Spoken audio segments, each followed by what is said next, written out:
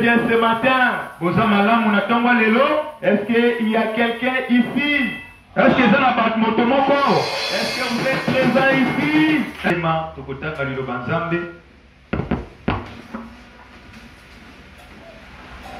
Nous prenons Acte chapitre 1er.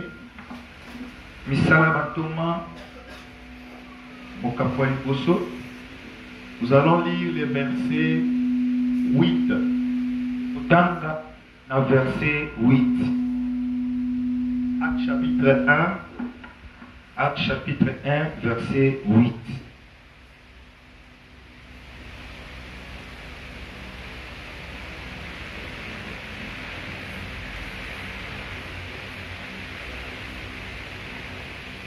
Mais vous recevrez une puissance. Kasi bino bokozwa nguya moko boye. Le Saint-Esprit survenant sur vous. Molimo santu ekokitela bino. Et vous serez mes témoins. Bokozala ba nzengeleke na ngai à Jérusalem. Kuna na Jérusalem. Dans toute la Judée. Na Judée mobimba. Dans la Samarie. Kuna na Samarie. Jusqu'aux extrémités de la terre. Ba témoin na ngai kino na suka ya mokili. Prenez encore 2 Corinthiens 5, 19. 2 Corinthiens chapitre 5 verset 19. 2 Corinthiens 5, 19. 2 Corinthiens chapitre 5 verset 19. La Bible dit ceci. Biblia elobi boye. Car Dieu était en Christ. Zoka Nzambe azalaki kati na Kristo, réconciliant le monde avec lui-même. Ye acheboyokani mokili elongo na ye moko. En n'imputant point aux hommes leurs offenses. Ye kotalelaka bato te pe mabete. Et il a mis en nous la parole de la réconciliation. Amen. Kasi Nzambe ye atie kati na biso maloba ya boyokani. Verset 20. Verset 20. Nous faisons donc les fonctions d'ambassadeurs pour Christ. Biso mosala tozali eza kotalisa. Comme si Dieu exhortait par nous. Lokola Nzambe ye moko kolobaka kati na biso. Nous vous en supplions au nom du Christ. Non, na kombo na Kristo. Soyez réconciliés avec Dieu. Sala na boyokani na Nzambe. Fermons les yeux et prions. Précieux Seigneur Jésus, nous venons de lire ta parole. C'est le grand privilège qu'un homme peut avoir. Maintenant nous voulons t'écouter parler. Descends Seigneur, ou un moi, ou un l'interprète, ou un toute l'église. Ton onction descend Seigneur. Que nous soyons tous élevés dans les célestes en Jésus-Christ. Nous puissions comprendre ta parole. Nous puissions saisir la pensée que tu as pour nous transmettre. Accorde cela Seigneur. Au nom de Jésus-Christ. Loin de nous la distraction. Loin de nous le voyage des pensées. Loin de nous les envoûtements. Loin de nous les fausses onctions. Au nom de Jésus-Christ. Nous nous abandonnons à toi. Au nom du Seigneur Jésus-Christ. Amen. Amen. J'espère que vous allez bien ce matin. Je vous salue tous au nom du Seigneur Jésus-Christ. Je dis bien, je vous salue au nom du Seigneur Jésus. Vous devez savoir une chose.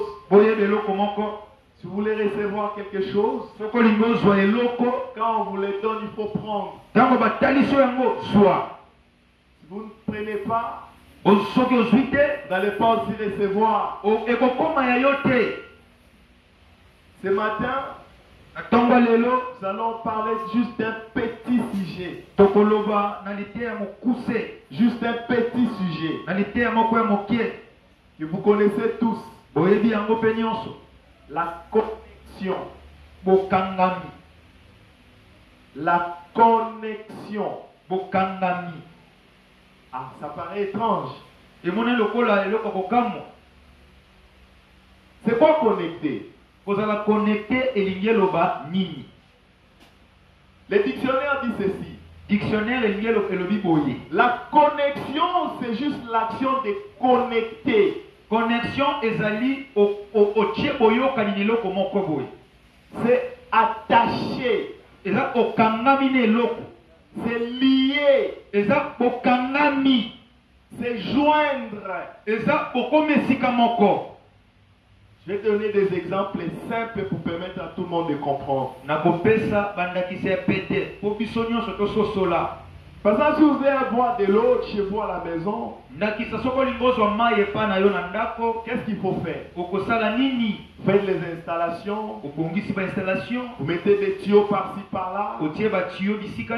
À la cuisine, les salles de bain, les sanitaires. Ça ne suffit pas. Il faut maintenant prendre ces tuyaux-là, les connecter à la source. La source peut être la régie des eaux. Le tuyau de la régie des eaux. La source peut être la fontaine. Ça peut être une rivière. Ça peut être un fleuve. Mais ça doit être un endroit où on peut puiser. Est-ce qu'on est ensemble? Amen. Alors lorsque vous êtes connecté à cette rivière-là, et que vos tuyaux sont connectés à cette source, vous pouvez maintenant avoir de l'eau.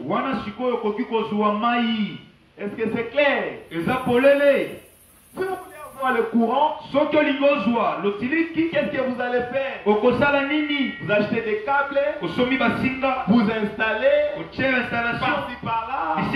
Ça c'est pour la lumière, ça c'est pour la télévision, ça c'est pour les réchauds, ça c'est pour ceci, cela.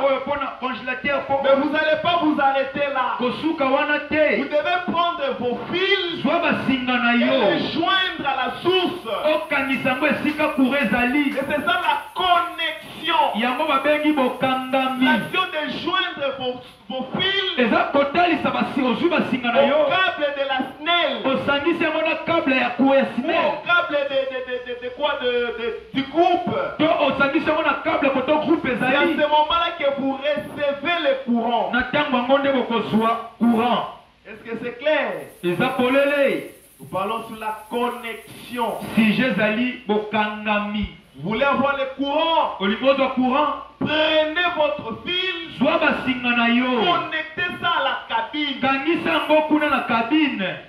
Si votre fil n'est pas connecté à la cabine, vous n'aurez jamais le courant. Si vos tuyaux de la maison ne sont pas connectés à la régie des eaux ou à la source d'eau, vous ne recevrez jamais de l'eau.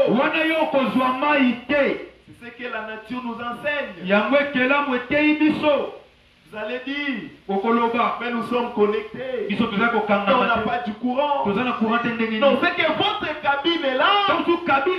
n'est pas la bonne. Ou bien l'installation n'est pas bien faite. Et lorsque l'installation n'est pas bien faite, il peut y avoir des courts-circuits. Ça peut même brûler votre maison. La connexion. Est-ce qu'on est ensemble? Très bien. Est-ce qu'on est ensemble? Amen. Que Dieu nous aide à comprendre cela. Donc quand on parle de la connexion, il y a une source où on puise et on a besoin. Il y a une destination. Pe ezana bokende moko boyo Le pays. bénéficiaire. Ezana esika moto akozwa litomba na yango. Mais entre la source et le bénéficiaire, Liziba na moto akobikela il y yango. a un lien. Singa eza na katikati na bango Ce lien-là, mibale. c'est ce qu'on appelle la connexion. Singa wana oyo babengi bokutani. La connexion, ce n'est pas le fait d'être ensemble, non. Bokutani eza te soki bozaka lisanga te. Vous pouvez être ensemble, Bokozala mais elongo vous n'êtes pas connectés. kasi bokangama na bino te. Est-ce qu'on est ensemble? Très bien. Je peux avancer. Nakenge liboso. Est-ce que vous comprenez? Amen. Nous parlons de la connexion. Tozoloba na bokangami. C'est quoi la connexion? Connexion eza lisusu nini? C'est aussi le fait d'approcher deux ou plusieurs choses Eza kotalisa kopusa makambo moko to mibale pour en faire une seule chose. ozwi makambo wana osangisa yango mpo koma eloko moko. C'est ça la connexion. Yango babengi bokangami. C'est quoi la connexion? Connexion eza lisusu nini? C'est le fait d'approcher deux personnes, Eza opusi bato mibale les unir okomisi bango moko pour en faire une seule personne. ozwi bato mibale osangisi bakomi moko. Par exemple, Ndakisa la Bible dit, Bible elobi l'homme quittera son père et sa femme. mobali akotika papa mpe mama na ye. L'homme quittera son père et sa mère Mobali akotika papa mpe mama na et ye. s'attachera à sa femme. Akoya kokukangama na mwasi na ye. S'attacher, Donc bokangami se connecter, akangami se lier bakomi moko. et deviendront une seule chair. Mpe mobali yango na mwasi bakomi nzoto moko. Donc connecter, c'est unir. Connecte elingi eloba bokutani bokomi moko. Est-ce que c'est clair? Eza polele Tout le monde comprend. moto nyonso asosoli Est-ce que tout le monde comprend? bozososola. Alors à quoi sert la connexion? Connexion ntina na yango ezali nini? La connexion nous aide à transférer l'énergie. Connexion esungaka biso tokabola baénergie. Transférer de l'eau. Okabola mai. Prendre l'eau de la source Ozwi mai wuta na pour liziba. l'amener jusqu'à la cuisine. Omemango kino na ndako na cuisine. Prendre le courant Ozwi courant du barrage na barrage. jusqu'à l'amener à la maison. Omene yango ekino epai na yo. C'est ça l'importance de la connexion. Motuya ya bokutani yango wana. Est-ce qu'on est ensemble? Tozelongo. Dans la connexion multidimensionnelle. Connexion eza na lolenge ebele. J'ai pris des exemples physiques Nazwi bandakisa oyo ezomonana. pour que vous puissiez comprendre facilement. Po bino bososola yango na pete. Parce que Frère Branham dit, Po ndeko Branham alobi le naturel ekelamu typifie le spirituel. etalisaka oyo eza ya molimo. Si vous voyez quelque chose dans le naturel, Omoni eloko na bokelamu. sachez que c'est la même chose dans le spirituel. Yeba ete eloko wana na C'est molipe. le fait d'être branché. Eza yo okutani na ndeko wana. Vous êtes branché. Oza bokutani. Vous prenez la prise, Ozwi prise na yo. vous branchez. Obranche yango. Même pour que les ventilateurs ici tournent, Ata po baventilateur oyo baluka. on doit les brancher. Tozwa tobranche yango. Tant que vous ne branchez pas ça, Atango yo branche yango na ça prise ne va te. pas tourner. Yo kozwa mopepe Même te. si c'est bon comment, Ata ventilateur kitoko ça ndenge doit être branché soit branché yango à la source. na liziba. Oh, je suis sincère. Oyo naza nanga sembo. J'observe tout ce que la Bible dit, Nabike nyonso Biblia tout ce elobi. que la parole dit, Nyonso maloba mais je elobi. ne reçois pas. Kasi naozwa te boni. Mon frère, Ndeko mobali. ma soeur, Ndeko mwasi. est-ce que tu es branché? Yo oza ya kokangama. Est-ce que tu es lié? Yo oza ya kokangami. Est-ce que tu es connecté? Est-ce kozali connecté? Moi, je peux avoir envie de te donner le courant. Nakoza na posa na pesa olo Tu tiliji. me demandes, je dis oui, tu peux le faire. Otuni ngai na biso na pesi na ngai ozwa. Mais est-ce que tu as les fils et les câbles pour brancher? Yo oza na basinga oyo kobranche epai na nga. S'il n'y en a pas, Soko oza na peu bote. importe la bonne volonté que toi tu as, Ata mokano malamu oyo oza na mozwa courant. peu importe le bon cœur que j'ai de te donner le courant, Atako motema na ngai eza malamu ya tu kopesa ne yo. recevras pas ça Okozwa ngo jusqu'à te. ce que tu vas brancher. Kino ete okozwa basinga oyo kobranche. marcher. Est-ce que c'est clair? Très bien. Alléluia. Amen. J'aime cela. Nalingaka ngo. Moi j'aime cela. Nga nalingaka ngo. Alors nous allons d'abord commencer par la plus grande connexion qui est jamais eu. Tokobanda nanu na okutani ya monene oyo esalema te. Et là où nous avons lu, Wana nde dans totala 2 te. Corinthiens 5:19, Dekoye. Dieu Nzambe était en Christ azalaki kati na Kristo réconciliant kozongisaka le monde mokili avec lui-même. bakoma moko na ye. Le monde c'est la terre. Mokili ezali mabele oyo. Lui-même c'est le ciel. Ye moko azali C'est lola. pourquoi la prophétie disait Yango esakolo elobaki Christ viendra sur la terre. ntango Kristo akoya na Ce mokili sera l'éternel akozala Yawe entrant dans son temple. akotaka na Le tempelo na ciel ye. et la terre s'étaient unis. Likolo mpe se ekoma moko. Le bonhomme dit Ekoprena malobi Jésus était un homme 100%. Yesu azalaki mokama na mokama moto. Est-ce que vous le croyez? Je le crois. Jésus était un homme 100%. Yesu azalaki mokama na mokama moto. Nous commençons à entrer. Tobandi okota sikoyo. Et de ce fait, Na yango il avait tous les droits humains. azalaki na makoki nyonso oyo moto azalaka na yango. Et c'est là qu'il dit qu'il pouvait même se marier s'il le voulait. Yango nde koki koloba akoki kobala soki alingaki.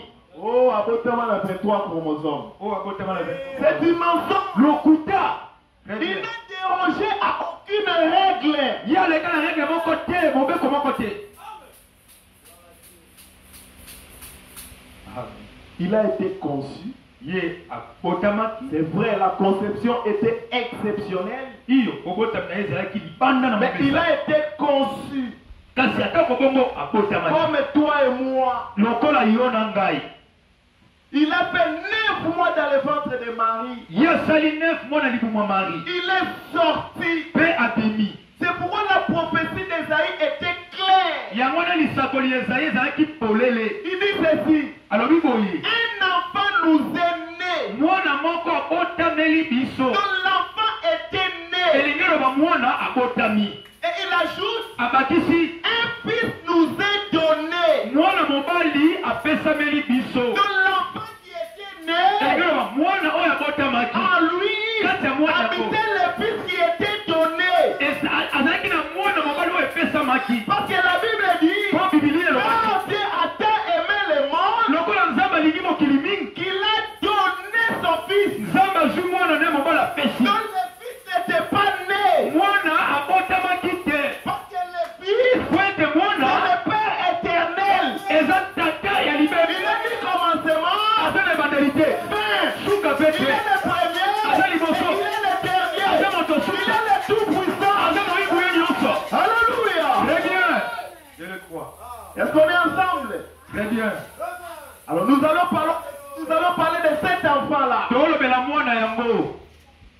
Le fils n'était pas né. Mwana mobali yango abotamaki Le te. fils était donné. Kasi apesamelaki biso. C'est un enfant qui était né. Eza mwana moko nde abotamaki. C'est pourquoi il ajoute, Yango na bakisi. un enfant nous est né. Alobi mwana nde abotami. Un fils nous est donné. Kasi mwana mobali Et on apesami. l'appellera Mpe tokobenga ye. conseiller, Mobosi kotoli. Dieu puissant, Nzambe na nguya. Père éternel. Tokobengi lisusu tata na libela. Donc, comment un fils peut être appelé Père Siko éternel? mwana mobali babenge tata libela ndenge nini. Alléluia. Très bien. C'était Dieu Ezalaki qui Nzambe était dans son fils oyo ekoti ya pour pamona na ye. réconcilier le monde avec lui-même, Mpo akomisa mokili moko na ye. pour lier le ciel et la terre. Ezalaki mpo akangisa moko likolo na se. Alléluia. Très bien. C'est lui le lien Ye nde qui bokutani existe entre le ciel et nous. oyo ezali biso na ye. La connexion, Okutani ça s'appelle Christ. ezali Kristo. Est-ce qu'on est ensemble? Très bien. On va lire quelque chose. Totanga eloko moko.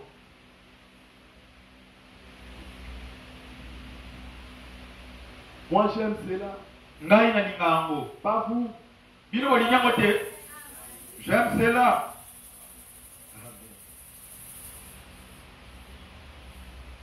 Le ministère expliqué paragraphe 16.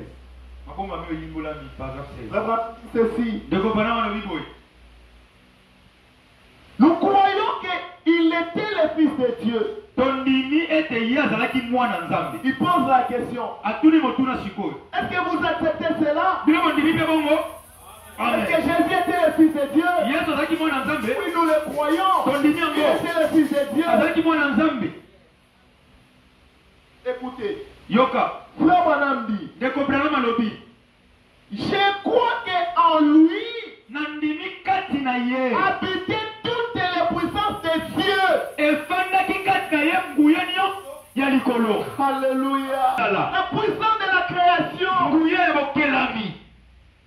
était en Jésus. C'est comme ça que Frère Branham dit. D'ailleurs, c'est l'apôtre Paul qui l'a dit. En lui, dans le Fils de Jésus, habitait corporellement la plénitude de la divinité. C'était le ciel sur la terre. Tout était vide. Dieu était en lui. Pourquoi on l'a appelé Emmanuel. Emmanuel, c'est Dieu avec nous. Emmanuel, c'est Dieu au milieu de nous. Emmanuel, c'est Dieu avec nous. Et c'était Jésus, le Fils. Est-ce qu'on est ensemble? Très bien. La première connexion. Je lis encore, les dons et les appels sont sans repentir, paragraphe 8. Il dit ceci. Et un homme n'est qu'un homme jusqu'il soit entièrement soumis à Dieu. Et vous que vous puissiez saisir ça. Il dit ceci.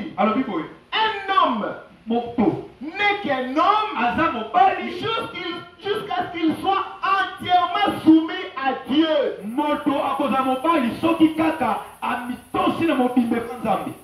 Réfléchissons un peu. Je suis un homme jusqu'à ce que je sois entièrement soumis à Dieu. Je continue la lecture. Et alors, la divinité, le Saint-Esprit demeure dans cet homme. Il ne s'agit pas de l'homme, mais c'est Dieu dans cet homme qui accomplit les œuvres. Je ne suis pas soumis à Dieu.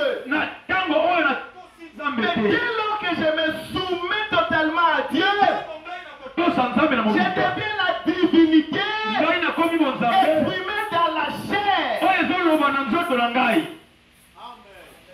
Les cieux et la terre se sont unis. C'est ce que ça signifie. Et c'est ça la connexion. Je continue. Ainsi donc, quand Jésus est venu, il était un homme né d'une naissance virginale. Sa mère était Marie. Son père était Jéhovah Dieu. Et alors Dieu a donc habité dans ce Christ,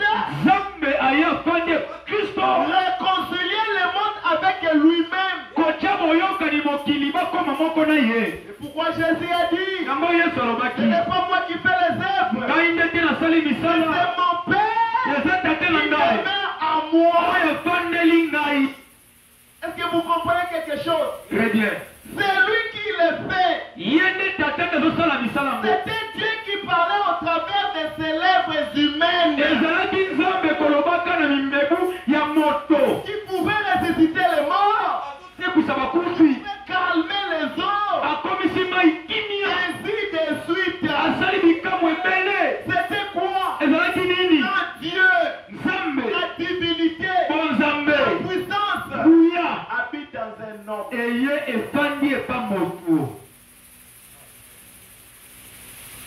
Vous allez me dire, mais pasteur, bokoloba mokengeli qu'est-ce que nous avons à voir dans tout ça? na oyo nyonso biso na kati likambo nini Nous parlons de la connexion. tozoloba likolo na connexion. Mon idée c'est que vous soyez connectés tous posa na ngai ezali biso nyonso tokangama et bénéficier mpe tozwa des litomba conséquences de la connexion. tozwa bénéfice ya bokutani. Est-ce qu'on est ensemble? tozelongo Après là, c'était ses disciples. nsima na wana ezalaki bayekoli na ye Là, nous avons lu bisika totangaki dans Actes, chapitre 1.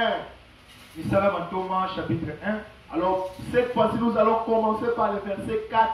sikoyo Comme il s'est trouvé avec eux, lokola ye azalaki elongo na bango il est recommandé de ne pas s'éloigner de Jérusalem. apesi bango mitindo bakende mosika ya yerusalema te Ne quittez pas Jérusalem, kotika jerusalem te la ville sainte, mboka ya peto là où il y a la parole, bisika liloba là où il y ezali a les prophéties. bisika bisakoli Ne quittez pas Jérusalem. kolungwa jerusalem N'allez te pas à Jéricho. kokende jeriko On te est parti sur la route. eza na nzela Restez avec la parole. tikala na liloba Méditez sur la parole. manyolaka liloba Priez. tondelaka Ne quittez pas les messages. kotika sango N'allez te pas suivre les dénominations. kende kolanda bibongiseli te Restez à Métanoïa. tikala na metanoia Restez à l'église. tikala na eklesia C'est la recommandation de Dieu. ezali maloba nzambe Jérusalem, c'est la ville sainte de l'éternel. yeli mboka ya kule ya C'est là yawe que la promesse était. kuna nde lisakolo ezalaki Il est recommandé de ne pas s'éloigner de Jérusalem, ayebi na bango bakende mosika ya jerusaleme mais te d'attendre kasi bazela ce que le Père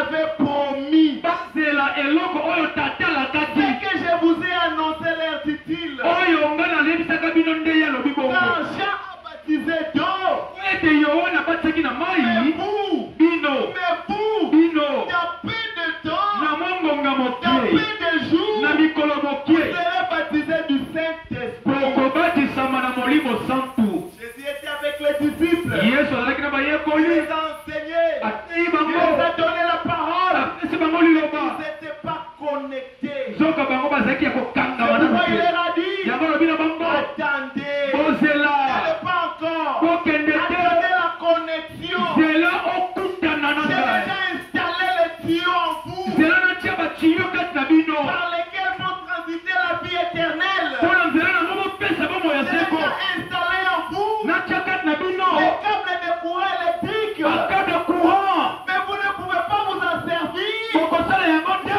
Parce que vous serez connectés. kino ete bokokangama na Mais ngai attendez. bozela Attendez. bozela Alléluia. Le amen verset 8 il dit, verset 8 mais alobi vous recevrez une puissance. abi bokozwa nguye moko Le Saint-Esprit survenant sur vous. molimo santu kokitela bino Alors vous serez mes témoins. wana bino bokomi batemoin na ngai Des distributeurs. wana bokomi bakaboli Vous serez des ambassadeurs. bokomi betando Alléluia. amen Vous serez des paroles faites chair. wana bokokoma liloba elaki nzoto Vous serez wana la bokokoma divinité dans la chair humaine. moto alati bonzambe na nzoto Alléluia. amen Oh, merci Seigneur. natondi kolo Je me sens bien. très bien Et Actes chapitre 2. acte chapitre 2 On peut lire Actes chapitre 2, acte chapitre 2 le verset 1 jusqu'à 4. osokino na Il minei dit ceci. alobi boye Parce qu'il leur a dit de ne pas s'éloigner de Jérusalem. alobaki na bango bakende mosika Et jerusaleme d'attendre. La bazela Bible dit ceci. bible alobi Le boye jour de la Pentecôte, mokolo na ils kitela étaient tous ensemble dans le même lieu. bazalaki lisanga na esika moko Frère Madame dit qu'ils n'étaient même pas en train de prier. ndeko bona oyi bazalaki wana bazobondela te Ils ont juste obéi à la parole. batosi kaka maloba Restez là. botikala wana Mes frères, bandeko l'obéissance vaut mieux que les sacrifices. botosi eleki mbeka Si Dieu vous dit une chose, soki nzambe alobi lika moko faites exactement ce qu'il vous dit de faire. sala mpenza oyo elobi na yo sala S'il vous dit d'attendre, soki olobi zela n'allez pas gêner. okekokila Ce te n'est pas votre gêne qui va amener la parole à s'accomplir. kokila na yo te nde komema liloba ekokisama Ils étaient tous ensemble. bazalaki lisanga Ils étaient en train de parler, batasu bande en koloba train de causer. bazosolola Tout d'un coup, na mbala il moko fait du ciel wutalole un ye bruit comme celui d'un vent impétueux. makelele lokola mopepe ya Et makasi il remplit toute la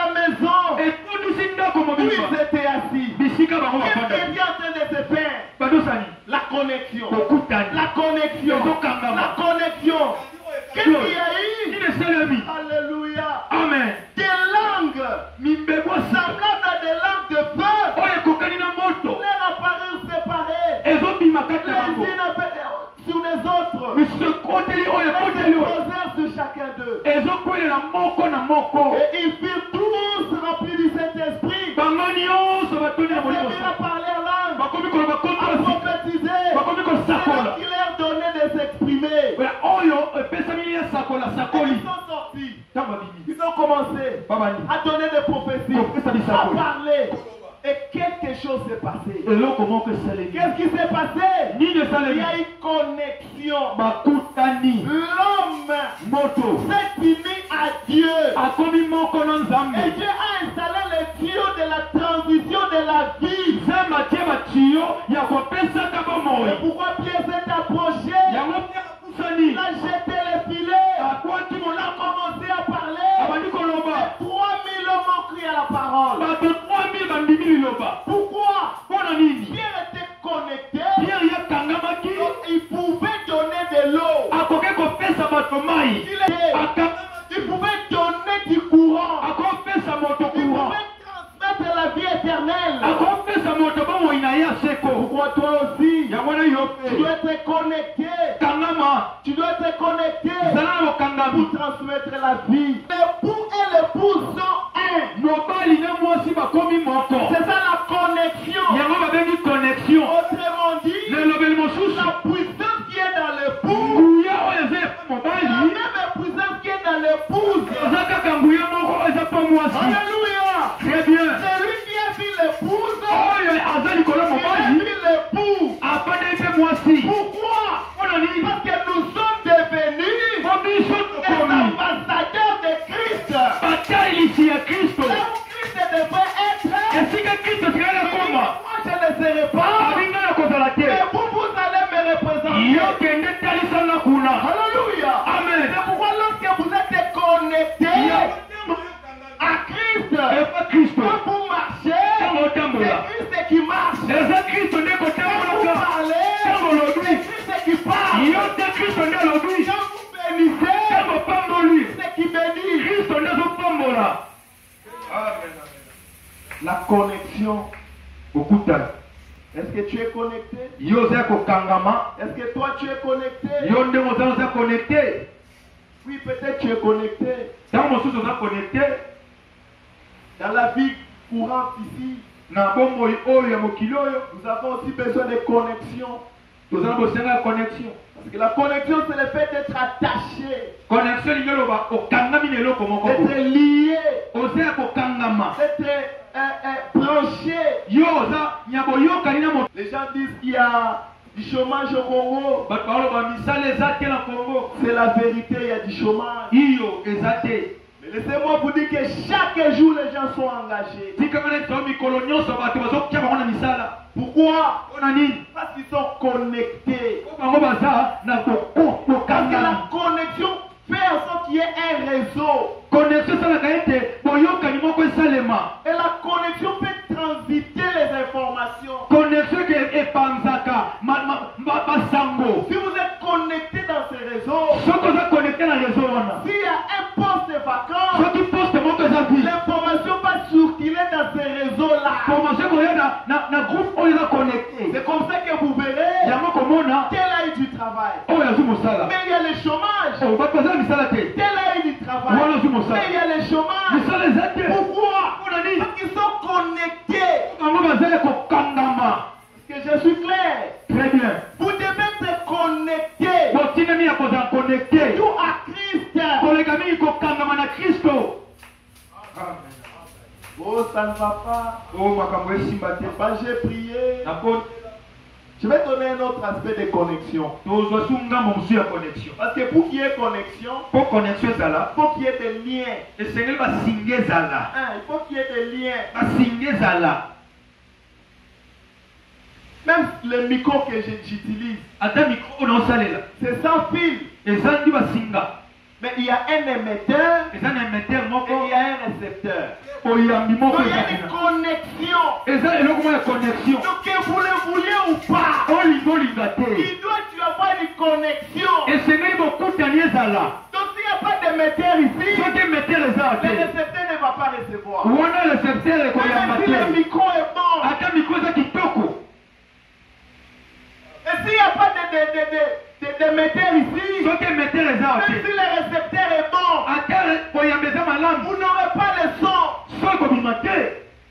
Est-ce que c'est clair? Très bien. Donc le problème c'est la connexion. Likambo ezali ezalaka connecté. Oh, je suis connecté. Oh, naza connecté. Peut-être tu as raison. Comme ça ozala no connecté. Mais toi tu as besoin du courant. Sikoyo yo ozala kosenga courant. Tu prends les fils en plastique. Yo ozwi batiyo.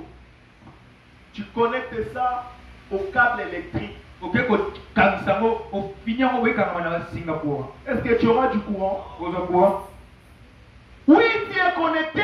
Oa connecté. Mais tu n'auras pas le courant. Ozwa courant te. Parce que les fils que tu as utilisés, Po basinga oyo osaleli. les matériaux que tu as utilisés, Osaleli ne osaleli. sont pas compatibles. Elombobani te. Tu as besoin de l'eau. Oza kosenga mai. Tu prends les fils électriques, Ozwi basinga courant. tu connectes au tuyau de la régie des eaux. Tubi yango boye na cœur ya décidé. Même si on pompait de l'eau, Ato tindiki mai ndenge. est-ce que tu recevras de l'eau? Yo ozwa mai. Est-ce que tu es connecté? Oui, tu es connecté. Iyo naza connecté. Mais le matériel que tu utilises, Bisaleli oyo ce n'est ozosalela. pas le bon matériel. Ezami ya malamu Donc tu te. n'auras pas que des causes. Okozwa bano malamu pe te. C'est pourquoi tu vas avoir la chose qu'il faut, Yango le sengeli ozana eloko esengeli. à la place qu'il faut. Na esika eloko wana esengeli. Nous parlons de la connexion. Si ezali tolobela Le connexion. fait d'être connecté, Kozala connecté le fait kokangama. de vous connecter. Yo okangami. C'est pourquoi j'aime aussi bien Yango wana lingaka malamu. Somme chapitre 1. Somme chapitre 1. Parce que la connexion a toujours des liens avec l'influence. Okutani ezalaka na basinga na bobenda moza na yango. J'ai besoin du courant, Nazala bosenga lotiliki. mais Kasi le voisin a le courant. wazaza nango. Je me suis connecté, Nakangami je kuna. n'avais pas de courant. Nakangisi kuna pa na ye nazwi courant te. Ah, Oh. mais il faut vérifier l'installation. Yo bandela installation na yo. Il faut vérifier l'installation. Kende tala ndenge esingeleli. Somme chapitre 1, verset 1. Somme chapitre 1 verset. Écoutez ce que la Bible dit. Yoko bibili elobi. Heureux l'homme Esengo na moto qui ne marche pas selon les conseils des méchants, oyo azotambola te kolandaka batoli ya bato ya kanza. qui ne s'arrête pas sur la voie des pécheurs, Esengo na moto oyo aboyi kotelema na nzela ya basubuki. qui ne s'assied pas en compagnie des moqueurs. Esengo na moto oyo afandi te esika bango batolaka bato. Je dois trouver les liens avec ce que je suis en train de prêcher. Eza bosingo na oyo naoteya. Il vous le dit. Alobi na yo. Heureux l'homme Esengo na moto qui oyo n'est pas connecté aux mauvaises personnes. aboyi na ye kokangama na bato ya mabe. Merci. Toi, tu es connecté aux sorciers. Yo baninga noka bandoki. Tu as fait des pactes Osala baipa avec des sorciers. na bandoki. C'est aussi des liens. Eza C'est basinga. aussi des connexions. Eza bokutani. Vous êtes fait des promesses. Bolakani biloko. Ce sont des connexions. Eza bokutani. Est-ce qu'on est ensemble? Amen.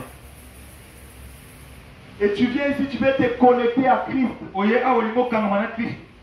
Il y aura un court-circuit. Kusirkwe ezala. Et quand il y aura un court-circuit, Donc kusirkwe ye. les fils vont brûler. Basingo sombaki. Et l'énergie ne va pas transiter. Courant ekoleka te. Le pasteur va prier avec puissance. Okengela pozo nyonso Il est connecté à Dieu. yakanga mpanza. Il a la chose qu'il te faut. Aza na eloko Il esengeli. essaie d'envoyer vers toi. azolinga tindela yo Mais le kulosi. lien, il est mauvais. Basinga oyo okutana mokengeli eza mabe. Ne recevrez pas. Ozwa te. C'est pourquoi des fois vous pouvez avoir un bon serviteur de Dieu. Yango kozala mokengeli malamu ya malamu. Il prie, mais votre situation ne change pas. abondela bonde likambo no ebongola te. Parce que le fil n'est pas bon. Po basinga na yo eza malamu te. Tu es connecté, oui. ozali kokangama Tu iyo. vérifies d'abord ton fil. Landela basinga nanu. Est-ce qu'on est ensemble? Très bien. Il peut aussi se faire. ekosalema pe.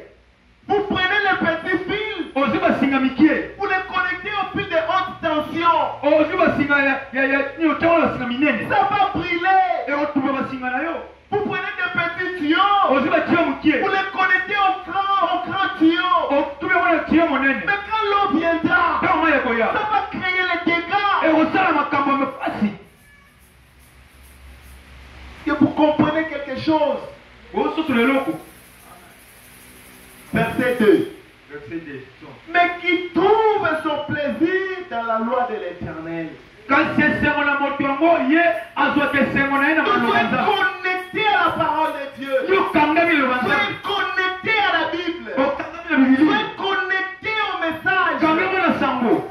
Soyez connecté au bon frère. Soyez connecté à la bonne église.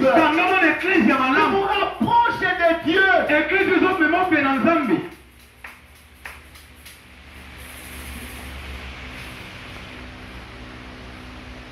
Oh, moi j'ai pris.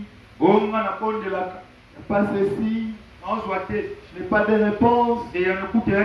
La connexion, papa. La connexion, maman. Quelle est la connexion que tu as? Quelle est la connexion que tu as?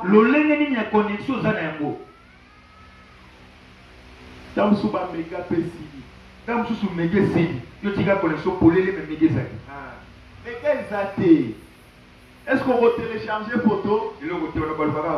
On a connecté, oui. Mais est-ce que méga ezali? Ils sont tous branchés. Métanoïa. C'est bon. Mais dans ton cœur, est-ce qu'il est pur? Est-ce qu'il est digne? Vérifiez votre connexion. Vérifiez votre connexion. Et notre source intarissable, c'est le Seigneur Jésus-Christ. Il s'appelle Emmanuel. Dieu avec nous. Dieu parmi nous. Dieu au milieu de nous. Donc il est là.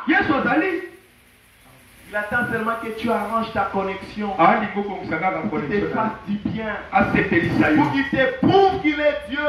Pour qu'il te prouve qu'il est capable.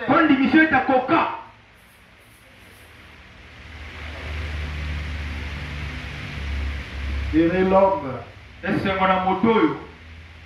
Nous lisons le verset 3. Il est comme un arbre planté près des courants d'eau, qui donne son fruit à sa saison, et dont le feuillage ne se flétrit point. Tout ce qu'il fait, lui réussit. Il ne peut pas échouer. Il est connecté à la vie. Ceux qui voyagent avec les bateaux, ils partent tout au long de la rivière ou du fleuve. Il y a souvent des grands arbres. Et c'est là qu'on les a, ce qu'on appelle des libongos. Parce qu'ils savent que quand vous arrivez là, vous pouvez abriter sous ces arbres-là. Même s'il fait chaud partout, mais en dessous de ces arbres, il y a de la fraîcheur. Pourquoi? Ces arbres-là sont plantés près des courants d'eau. Les racines prennent l'eau. Donc ils font un cycle complet. Et il est à l'aise. Il devient une bénédiction. Tout le monde devait être sous cet arbre-là. Et l'homme est un arbre fruitier. C'est pour ça que même Jésus disait, on reconnaît l'arbre au travers de ses fruits. Vous dites que les hommes aussi produisent les fruits. Alors vous devez produire les fruits de l'évangile. Conformément à la connexion. Vous pouvez aussi nous dire que vous êtes connectés. Mais quand l'eau vient, c'est une eau sale. La même eau de régie des eaux. Chez les voisins, ça sort, c'est propre. Et pas ma voisin. Mais chez toi, ça sort, c'est rouillé. Et pas dans les autres, ma couleur, ma paix. Pourquoi? Bon ami. Les tuyaux que tu as utilisés Ma tuyau, yo, c'est la salle là qui. est sale. Et ça, ma tuyau, y a Alors tu dois nettoyer ça. Chocolat est mort. Chez les voisins, Ma voisin, courant ma casse. courant ma case. Chez vous, Et pas dans bino, faible. courant grave faible. Mais il faut vous poser la question. Tuna motuna. C'est qu'il y a un problème avec votre installation. Likamboza l'installation na yo. Le problème de vous, ce n'est pas la stèle. Likamboza kuna snake. C'est pas la régie des eaux. Et ça, on m'a dit les C'est autres. votre installation. Et ça, n'est yo teki installation. Votre connexion. Et ça, n'est pas beaucoup de inayo. Oh, la chambre à l'école, les autres maté. La chambre de l'eau, il faut m'arrêter. Pression exaltée. Pression exaltée. Est-ce que je dis quelque chose? Très bien. Soyez connectés. Zala ko kangama. Mais à la bonne source. Kangama na liziba Les mala. mauvaises sources existent. Maziba mabe zali. Ça existe. Ezalaka. Pourquoi c'est nombreux? Kutu eleki kutu ya malamu. Celui-là, il vous dira. Wana koloba. Venez, je vais vous aider. Yaga na sunga Et yo. vous allez là. Ok kuna. C'est un sorcier. Do. C'est un marabout. Marabu. Il va vous connecter. Okanga abokutu zayo. Il va vous lier Okanga yo. aux mauvaises choses. Na makambo mabe. Oh, ngai makambo marche à côté. Au moins les choses ne marchent pas. Oui, mais c'est parce que tu es lié. Il faut kangami. Quelle est la connexion que tu as? Beaucoup de choses na ko. Quel est le pacte que tu as? Yo sale pas ni. Mais quand vous êtes connecté à la bonne personne, Tango kuta na moto malamu. à la bonne église, L'église ya malamu. quand tu es connecté à Christ, Tango kuta na Kristo. tout ira bien. Nyonso kusimba. C'est ce dont j'avais à vous parler ce matin. Ya wana bomisa kolobela bino na tonga Que le. le Seigneur vous bénisse. Kola bino. Que le Père puisse vous aider Mokia oyo sunga bino. à être connecté, Bokangama. à être lié, Kozala à kokangama. être attaché, Bokangama. à être branché. Kozala ya kokranche. Cela vous aidera. Oyo sunga bino. Que le Seigneur vous bénisse. Kolo pa kola bino. Levez-vous. Botelema. On va entonner un cantique. Bakotuna